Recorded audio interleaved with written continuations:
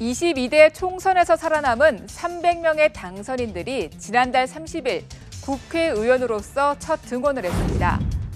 보통 첫날이라 하면 밝고 희망찬 이미지가 떠올려지는데요.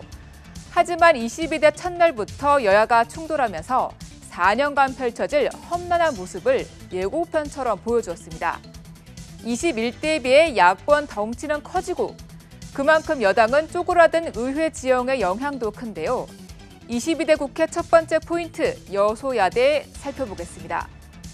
국민의힘은 개원 각오로 단결, 그리고 또 단결을 제시했습니다.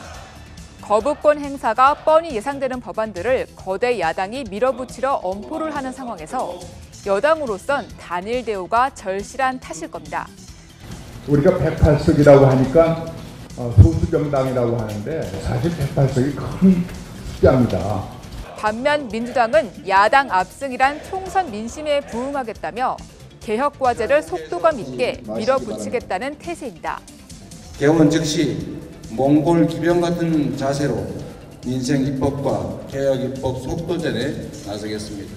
원내 3당에 오른 조국혁신당은 윤석열 정권과 대놓고 싸우겠다고 말했습니다. 국회에서 싸움 좀 그만하라 고들 하십니다. 저희는 싸우겠습니다. 아주 독하게 싸우겠습니다. 이 싸움은 국민을 위한 것이란 해석을 달긴 했습니다. 이러한 여야 대치의 한 가운데에는 특검법이 놓여져 있습니다. 야권은 개원 첫날 1호 법안으로 각각 특검법을 발의하며 대여 압박에 나섰는데요. 22대 국회 시작점의 두 번째 포인트, 특검법 내용 살펴보겠습니다. 민주당은 21대 국회에서 재표결 끝에 폐기된 해병대원 특검법을 22대 1호 개혁 법안으로 재발의했습니다. 특검법 내용을 보면 수사 범위를 확대하는 등 21대보다 수위가 더 높아졌습니다. 묻지마 거부권 남발은 정권 몰락으로 가는 급행 티켓이라는 사실을 지금이라도 깨닫기를 바랍니다. 조국 혁신당은 한동훈 전 국민의힘 비대위원장의 비위 의혹을 파헤치겠다며 한동훈 특검법을 1호 법안으로 제출했습니다. 민주당과 협력해 특검법을 통과시키겠다고 했지만 민주당이 강론에서 이견을 보여 지켜볼 부분입니다. 반면 국민의힘은 상대적으로 정치색을 뺀 저출생 대응 등 5대 분야 입법 과제를 1호 법안으로 내놓으며 야당과 차별화에 나섰습니다. 야당은 소위 1호 법안으로 내세운 것들이 정쟁과 보복을 위한 법안입니다. 국민의힘이 종합부동산세 폐지, 상속세 개편 계획도 밝힌 가운데 민주당의 협력을 이끌어낼지 주목됩니다.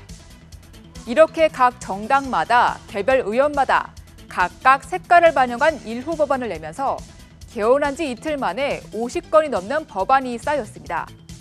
실적 경쟁보다 중요한 것은 결과일 겁니다.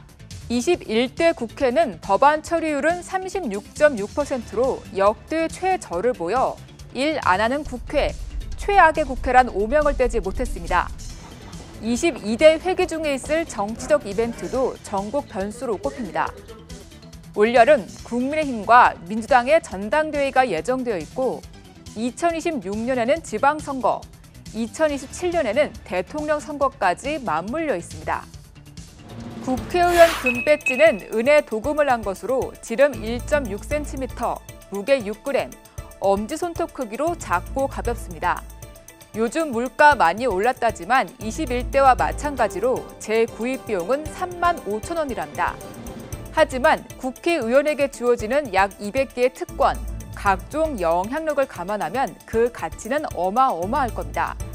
22대 첫날 모습은 실망스러웠지만 임기가 끝날 4년 뒤에는 이러한 무게감과 특권에 걸맞은 밥값 좀 하는 국회였다는 평가 들을 수 있으면 합니다. 지금까지 여의도 풍향기였습니다.